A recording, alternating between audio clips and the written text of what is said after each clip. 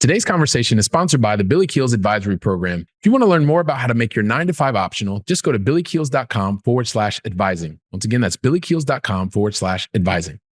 Put yourself in the room with people who do know what the next 3 and 4 steps are. But if you're sitting here and sitting in front of your computer or working with one person and just waiting for, you to know everything, that's just not how life works. You're listening to the Going Long podcast, the #1 podcast for the strategies, tactics, and actions high wage earners need for living an intentionally designed life of wealth and resilience. Welcome to the Going Long podcast. We're back once again to continue to help to educate you so you feel much more comfortable as well as confident investing beyond your backyard. I'm your host, Billy Keels. And guess what? Back for another amazing interview with one of our amazing guests today. We're going to talk to you about a lot of the investment aspect of what we've been doing. So this is going to feel like, the stuff we were doing for, 3.5 years. So here's the thing though. I just want to continue to say thank you for investing your time with me and continuing to be here to tag us across social media, across LinkedIn, across Instagram. It means the world to us. You continue to help our community grow and continue to help us to be in the top 1.5% of podcasts globally. Also want to say, for those of you who want to leave an honest written review, you can do that. And also too, if you want to check out any of the previous 300 plus episodes, go to billykeels.com/podcast. billykeels.com/podcast, and you can find every single podcast we've ever done, ever done. So today though, listen, I want to talk to you about the conversation we're going to have, especially for anyone who is like, you've got your North Star, you know where you want to go, you know that you've found your investment vehicle and you want to move in that direction, especially if you're working a corporate job. You like your corporate job, but you know there's something else that's out there for you. Have that North Star, move towards the North Star, and also be open. Today's guest is going to talk to us exactly how her and her husband did exactly this thing. They had the North Star, they started taking action, and it took them 50% of the time to get to their goal. And I'm not even going to tell you what that goal is. You're going to hear what that is in just a second, but it's pretty awesome. But they got there in 50% of the time. And she's going to break down exactly how they did that. So the only thing that you need to do, hang on just for a couple more seconds. You're going to get a chance to meet the owner of the Private Money Institute, Jantzen Young. And we're going to get to that conversation just after this. So you know what? If you've ever wanted to know how having access to your own Private Money Institute can help you to accelerate your long distance investing success, then guess what?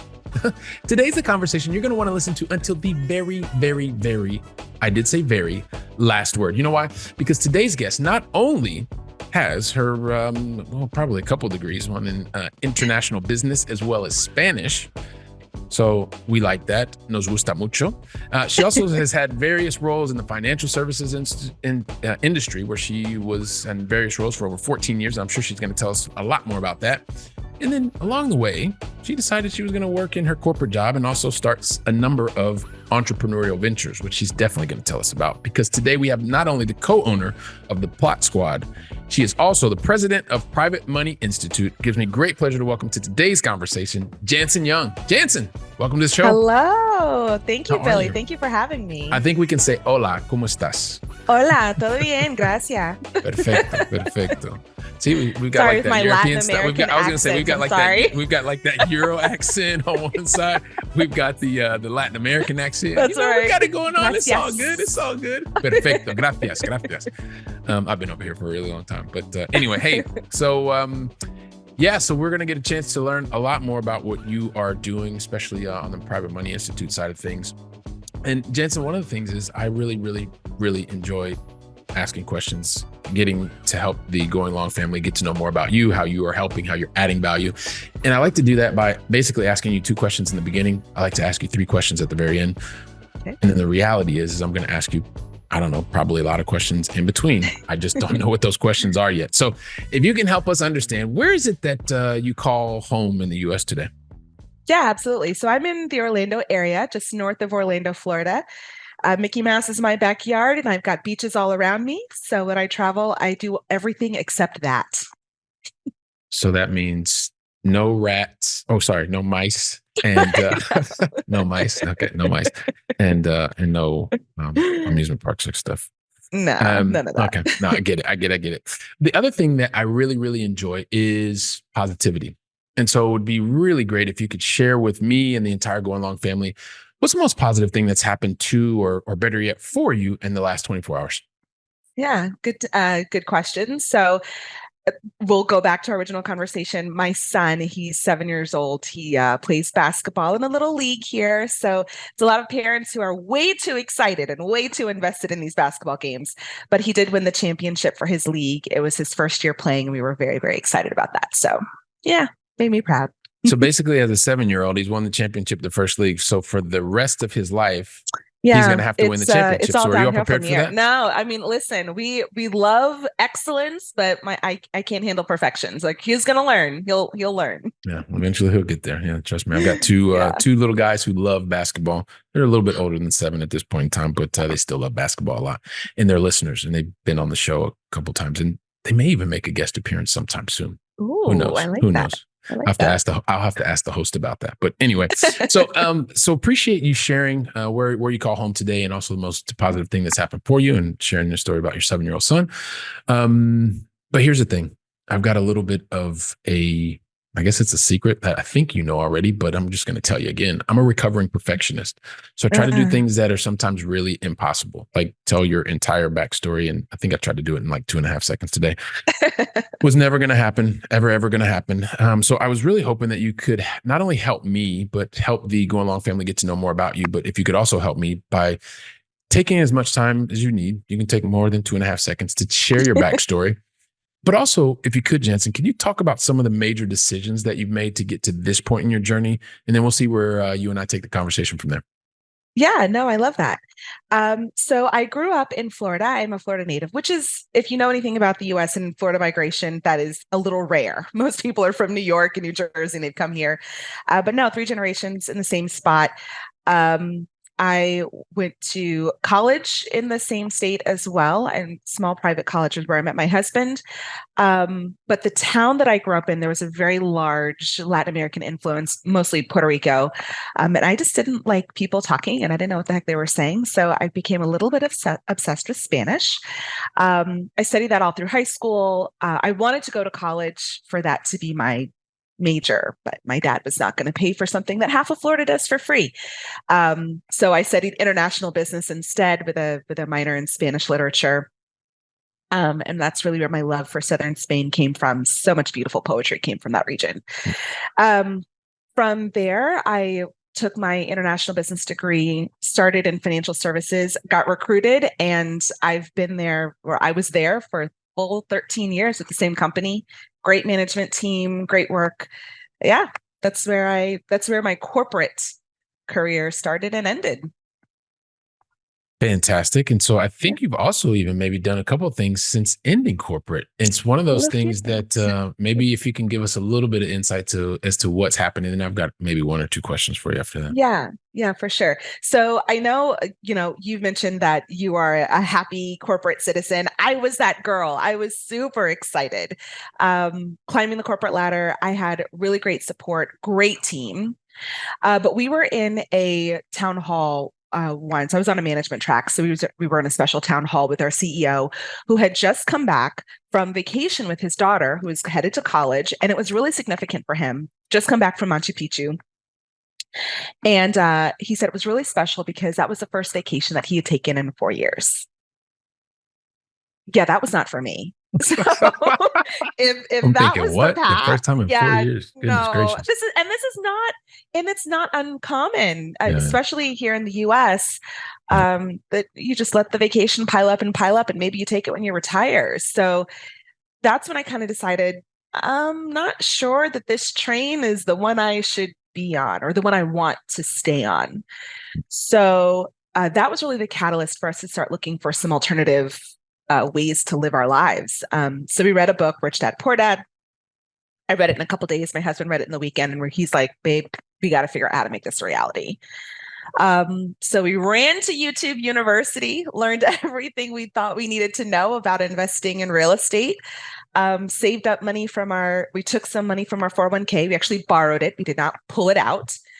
Borrowed that money, took some of our savings, and we invested in a fourplex in our own backyard rehabbed that, refinanced it, reinvested that money into a fiveplex, and just kept repeating that process until we ran out of money.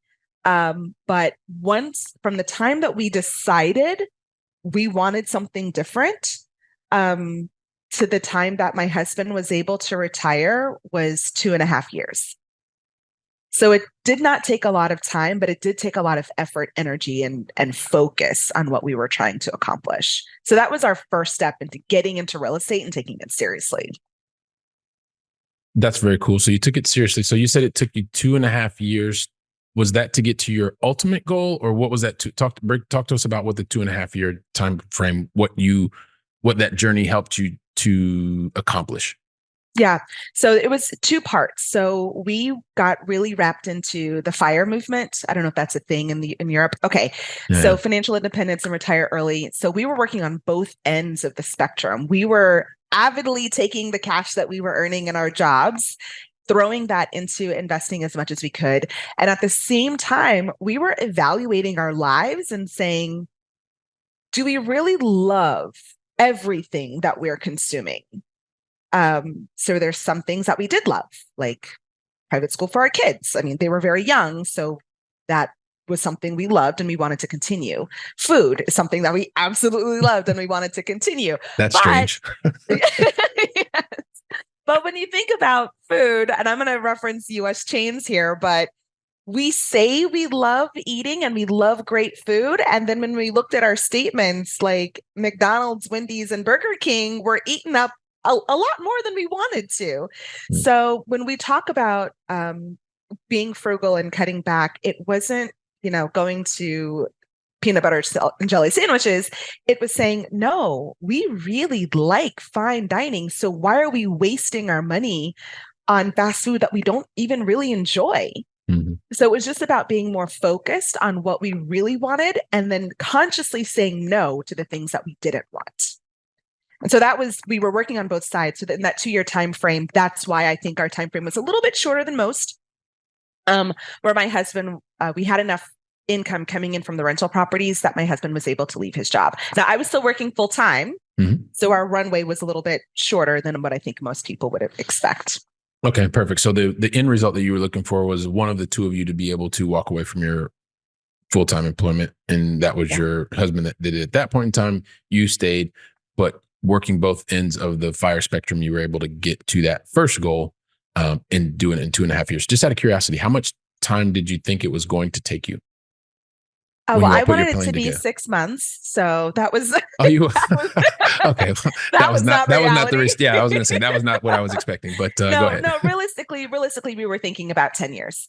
Okay, yeah, 10 years for both of us was the goal. Okay, did you have a goal for one of the two of you? No, so we were. No, actually, we wanted both of us to be out. Yeah. So this is what I think is really, really cool, right? Because I'm a recovering perfectionist, like I just mentioned to you before. So, and this is one of the things that I really want the Going Long family to understand and take away from your story that you just shared, right? And we can use a very concrete example because the two of you and your husband came together and said, we want to get this outcome. The outcome that you wanted was to be able to have the two of you not working for big companies or work for other people. Yeah. You on one hand said, hey, you wanted to do it in 6 months. You probably started realizing, okay, well, maybe that's not realistic. But the two of you came together and said, hey, listen, we want to do it in 10 years. And that was the thing that you thought in your mind. But then when you started taking action towards that goal, towards that outcome, it didn't even take you, it took you a quarter of the time that you thought it was going to take you. Yeah. And so the really powerful part of the story that you just shared with us, Jantzen, that I really want the Going Long family to understand, especially for those of you that are listening and watching us very early on, is like you have to have a plan. You have to have it written down. I'm making an assumption here. And then you have to work the plan. And so it's great. It wasn't exactly perfect, but you started getting the results, which was 50% of the team was able to walk away from your job. So I think that is just, I commend the two of you for doing that, for having it written down, for taking action, and also for maybe not eating all the fast food, even though I grew up eating a lot of fast food. Yes. So that's great. So talk to us a little bit about what it was, or was there anything else that you wanted to add to the story? by the way? So the first part of that journey was getting my husband out, and he is the primary, I would say the primary parent. I am the support role, and I love it here. So getting him out was really key because then we could cut some of the daycare expenses, and there were other things that were important to get him out. But losing a six-figure income, that we had to make some concessions there, right? So we ran out of the opportunity to continue to buy multifamilies because we lost this big fat number that the banks want to see. So we had to get creative. So we went to a local RIA, a real estate investment association. They're everywhere. And we were thinking, okay, we need to learn how to flip or wholesale or do something to generate more cash outside of our jobs. And fortunately, we ran into a gentleman who told us about flipping vacant land. We started doing that, and it really worked well for our lifestyles because I was in an office. I traveled a lot. I couldn't just up and go visit somebody's house whenever you call me. But the fact that I could just look at the land from Google Earth anywhere I was from my hotel room, I could analyze deals and make decisions and execute these deals from anywhere. That started to make a lot of sense. And the one thing that really resonated with me, the goal, like you said, was to get cash, buy more passive income, move forward. But what was really cool is that in the land space, getting the property wasn't the problem. It was just the disposition is sometimes a little tricky. So when we were selling the property, you're just taught you sell it on terms, meaning you create cash flow.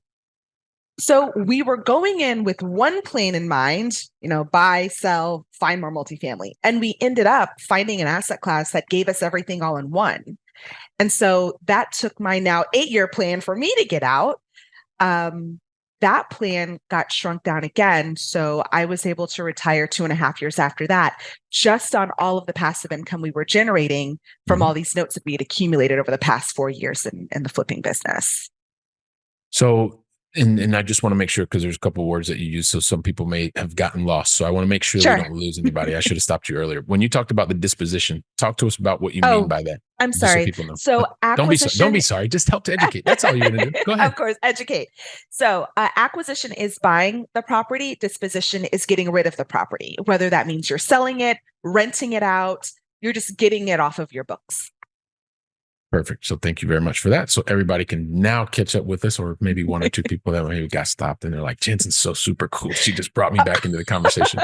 But if I listen to you and I put the numbers together, right, it was your husband in 2 years and then you 3 years. So the overall goal that it took for the two of you to say, hey, look, we want to be both free in 10 years. Yes. If my math is correct, it's still 50%. And the two of you were 5 years. Is that correct? That's correct. Okay. That's correct. Perfect. And it also sounds like you had an asset that was not a home, because you were looking at smaller 4-unit, 5 units. But it sounds like the thing that really accelerated it was something that was not in your plan when you got started 5 years prior. Is that correct? Absolutely. Absolutely. Okay. So talk to us about how you were even open to that. Because this is like, and once again, like Going Long family, listen to what is happening here. Like they have a plan, they have a North Star. 10 years is the timeline, and they take action, they move, they see what's happening, and then they realize that there's something else out there that they was not even on their radar. So talk to us a little bit about how to get on your radar. Why were you open to that? Okay. So you can make money in real estate a bazillion different ways, right? And it can be one of the things that we were very conscious about is getting just distracted by shiny objects, right? So our North Star was always retirement. Our North Star was always passive income. I was open to anything that was going to help me get there in the most efficient way possible. And part of that plan is knowing in the beginning, you don't know everything. It's just not possible. And if you wait to know everything, you're going to be 40 years into your career before you make the first move. And in fact, I'll go back to the very first property we ever purchased. That fourplex that we purchased, my only education was YouTube. And granted, we were probably 4 or 5 months into my YouTube education. And when I picked up the phone to call to answer that Craigslist ad, my husband was sitting on the other side, like staring at me. He's like, you don't know how to buy a fourplex? I was like, well, the person on the other end of the phone probably knows something about that. So just making the step forward, you are going to put yourself in the room with people, or in this case, on the phone with people who do know what the next 3 and 4 steps are. But if you're sitting here and sitting in front of your computer or working with one person and just waiting for, you to know everything, that's just not how life works. I trust you're enjoying today's conversation. If you want to find out more about how to make your 9-to-5 optional, just go to billykeels.com/advising. Once again, that's billykeels.com/advising. Now back to the conversation. So yeah, do something. And you asked in the beginning, what was the biggest decision? It's the decision to do something. Yeah. Because all the other resources found me when they saw that I was an action taker. And so that happens a lot, right? The resources find you, based on the actions that you're taking, right? Whatever the case may be. And I've found that, and depending on if you're someone who believes in manifestation and the subconscious and all that kind 100%. of stuff, like these things, I believe they're real. And so, and since it's my show, I can say, I can say whatever I want. No, I'm kidding. No, I'm not. I just like that fun. Sorry, not sorry. No, but it's one of these things, right? Because you're taking action, and I come back to one of the things that you were talking about before is that you're making this call and your husband is there, and I'm just curious, is his profile very similar to yours in terms of action taking? Okay, there's a balance, right? Okay, there's absolutely not. So I am the big dreamer, and my husband is we need to buy groceries. So the balance is very helpful. There were some risks that I was interested in taking very early on that I'm very glad that we did not, because we would have missed out on some opportunities in the long run. So I think it is good if you are in this business solo, partner with people who are not like you, and that is difficult to do. But diversity of thought will take you so much further, so much faster, and so much more safely. Yeah. So you said that it's not easy to do, right? And I managed teams of 300 people. I managed a $100 million business across Europe, Middle East, and Africa, and software sales. And so one of the things that you're talking to is super important. Talk to me about, because you said find diversity of thought. And like when we talk about it, like it sounds easy, like get people that are different than you. Then you have to make that diversity of thought actually go from thought to action. Yes. So talk to us about that transition and what that's like in terms of being able to get, once again, to the outcome that you're looking for. Yes. Okay. So this is not a natural thing. And so at least not for me, maybe for other people it is, but I would say not even until college did when I met my husband, I think that was the first time that I realized people aren't crazy. They just don't think the way I think. And that's okay. But knowing that I need very little, first of all, I would say taking personality tests is a great way just for you to get some baseline understanding of who you are and how you think, but also to open up your mind to, not everyone thinks the way I think, and that's okay. How now, with that information, do I interact with those people and make a space that is welcoming for them to be able to share? So college is the first time when I met my husband, and he's just like, you make decisions way too quickly. Like you need zero information in order to take the first step. And I'm not that way. And giving myself a chance to breathe and be like, okay, no, you're right. I am not that way. How did I get there? Well, there's a lot of trial and error.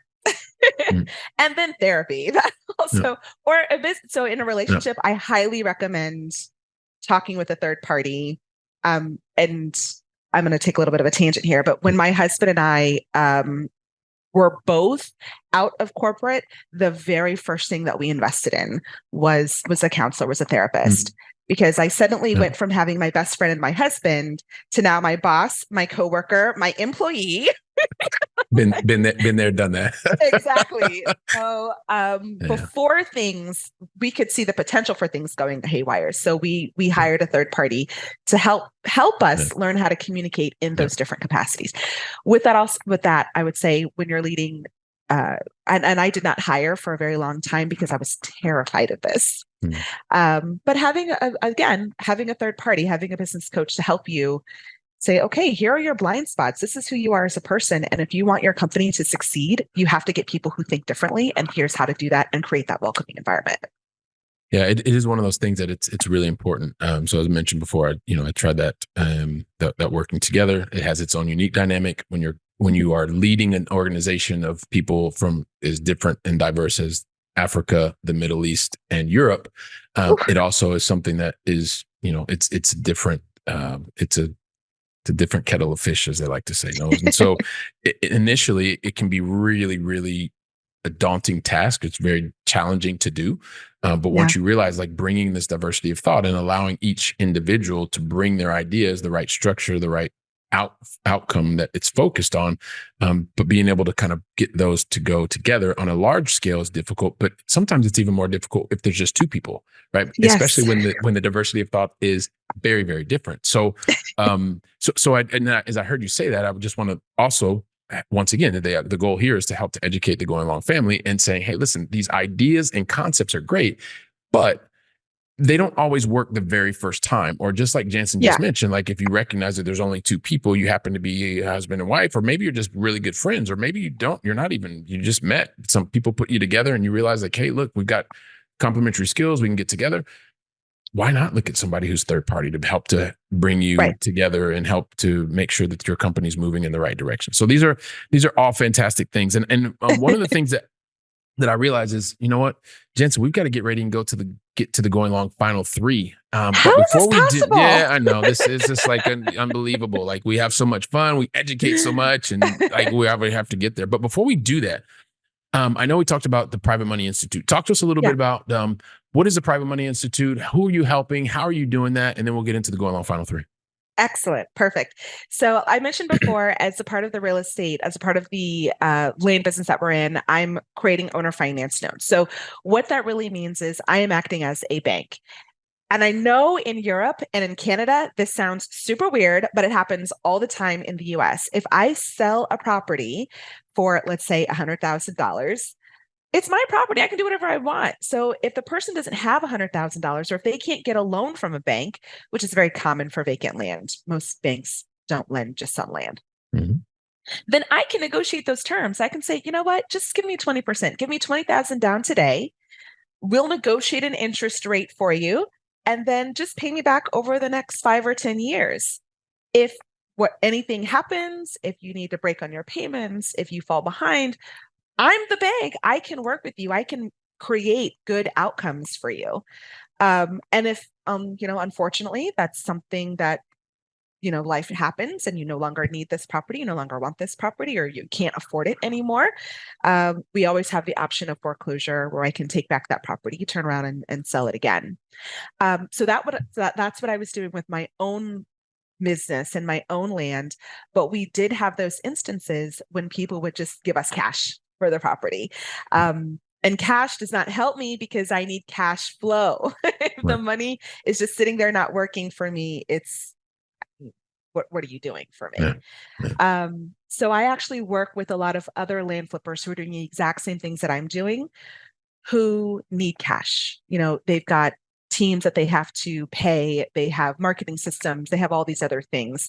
So in those situations, I'm the girl that, if you have notes, I'm happy to buy them from you and have some pretty solid returns. And so now I ran out of my own money. So now I built the Institute to educate other investors who are interested in putting their toes in real estate, but they don't really want to analyze every single deal. They may not have eyes in the ground or boots in the ground here in the US, where I do most of all of my investing. So I can partner with them to put your money to work. So eventually you don't have to. All right. Fantastic. Well, that sounds great. And I'm sure you're going to tell us here in just a little bit where we can find out more about that. Before we get to that, I do need to just kind of ask you a question, because I never get into the Going Long final three unless our special guest, and today our special guest, tells me that you're ready. So are you ready?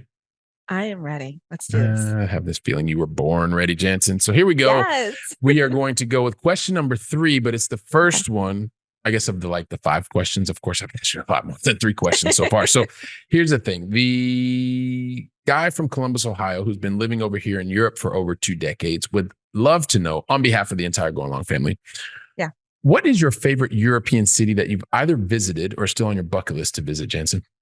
Yeah, so I really did love Madrid. I stayed there for a semester in college. So Madrid was really fun. I love the energy of the city, but I've got to tell you, El Alhambra in the south, it was just breathtaking. All the poetry that I read about, no justice. Beautiful. So therefore, we would go with Granada. Is that correct? I think Or are you torn? Are you torn between Madrid? I am torn. So my college self that loved all the activity, Madrid was where it was at.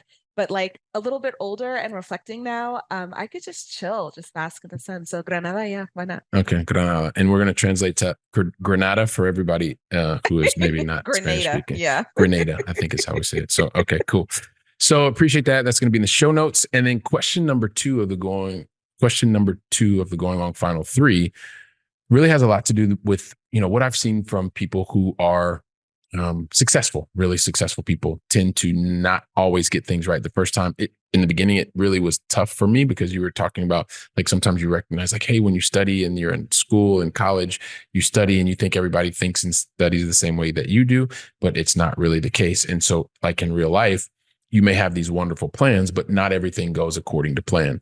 And so when things don't go according to plan, what I've seen the most successful people do is really like say, okay, this didn't go according to plan. So a mistake happened, error happened, learning opportunity, however you want to like paint the picture, whatever you wanted to happen didn't happen. And so the best that I've seen every single time, they put different strategies, tactics, and actions in place to minimize the probability of that exact same thing happening.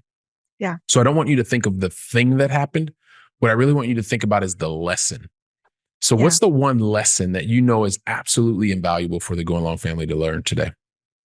Okay, so for me, I really struggle with communication because of my perfectionism. So unless I can tell you everything is going well and blah, blah, blah, I just tend to be quiet and hope that you disappear until things are perfect. And I know that's a flaw for mine. So for me, it's leveraging my team. So if this is something that I know that I struggle with, I have people and their sole job is produce reports and communicate with my investors. I'm taking this to communication because it's personal for me. The bigger challenge, and I touched on earlier in the call, is releasing control and empowering my team to do what they do best. And that's making me look really good. So. Yeah, well, I appreciate you sharing that. So it is, being able to effectively delegate and empower your team to do things. And for anyone who's a perfectionist or recovering perfectionist, it's one of the hardest things for us to do. But what I've also found is that when you do that and you watch your team actually do what they do best, which is usually better than what you would do it, then things start to really happen in a positively powerful way. And so question number three, the Going Long final three, is really about feeding our brains with knowledge. So help us understand, Jantzen, what is the one book that you would recommend to us today? So because I am in business with my husband, and in the beginning, we did struggle a little bit with the differences in how we dealt with finances, I really loved Profit First by Mike Michalowicz. It is geared towards business and how you manage your business money. You mentioned earlier, it's not so much about making money, but keeping more of it. This is a good way to do that. But we also use those same strategies in our personal finances as well. So highly recommend. All right. Perfect. Profit First. So we'll include the link in the show notes. So everybody check that out as well. And so it's one of those things like Jantzen, I think about, the beginning of the conversation, you're talking about, 3 generations being from Florida, that you're there, you've established your life there. And you even, through college, you met your husband there and then afterwards you even had a start of a corporate career in the financial services industry. And you're like, wow, this is really cool. Top talent, doing all those things, moving up the ranks. And then you have this town hall meeting and the CEO is like, I'm going on my first vacation in 4 years. And you're going, what? I do not want to be waiting in this. And at the same, waiting this long to take a vacation with my family. At the same time, your husband, you're on the same page. You read, for Rich Dad, Poor Dad in a couple of days span. And, he says to you, look, we've got to do this. And so as you're wrapped around the FIRE movement, you kind of burn the candle at both ends, no pun intended. And you take a 10-year goal and you reduce that to 2 years and your husband breaks free. And then from there, another 3 years and you break free. So 50% of the time that you put this written goal down, you actually were able to arrive at the goal that you set forth for yourself. You also along the way recognize that there were certain things, certain parts of the journey that where you're like, hey, well, this is cool, but you know what? this isn't going to get us there as fast as we thought. And so you were open to exploring new options. So land, which was never in your original plan, because you thought it was going to be 4 units, 5 units. Eventually you get the land there and you're like, oh my gosh, hey, this is going to help to accelerate us and to get to your result. And so from there, you also got to a point where now you're helping other people to be able to do the exact same thing and being able to give them ways to accelerate the outcome that they want. It could be retirement. It could be helping family members. It could be whatever. And so as I'm recalling all this stuff, everybody in the Go Along family is like, Billy, just ask her the question, man. And so here's the thing. I just want to know on behalf of the entire Go Along family, what is the best way for us to find out more about what you're doing, the Private Money Institute, to be able to get in touch with you, with your team? Talk to us. How can we know more? Yeah, no, I would love to connect with you guys. So you can check me out, flippingwithoutrehab.com. And in fact, if you're listening to this podcast, you can go to flippingwithoutrehab.com/gift, and you can even get a checklist of what I do when I'm analyzing deals. And there's also a link there to see where you can find deals that are available. So that if you wanted to start this journey, there's some actionable things you can do to get moving in the right direction. And if you want to work with me directly, definitely hit me up at privatemoneyinstitute.com. I've got a great team that loves to see these stories unfold. So I would love to be a part of your journey. All right. Fantastic. Well, listen, Jantzen, like I mentioned before, on behalf of the entire Go Along family, I just want to say thank you so very much for deciding to invest your time with me, with us today. And thank you very much. Really appreciate it. Thank you. Have a great one. All right, you too. Well, listen, give me just like 15 seconds, Jantzen, and then I'll get you out of here. So Go Along family, listen, Jantzen brought the like super knowledge. She shared some really like life experience. She shared the corporate experience. She kept it real.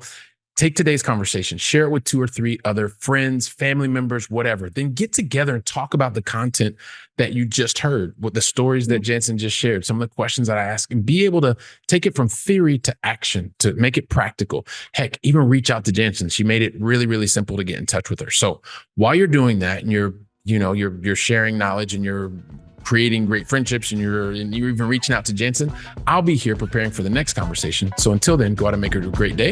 And thank you very much.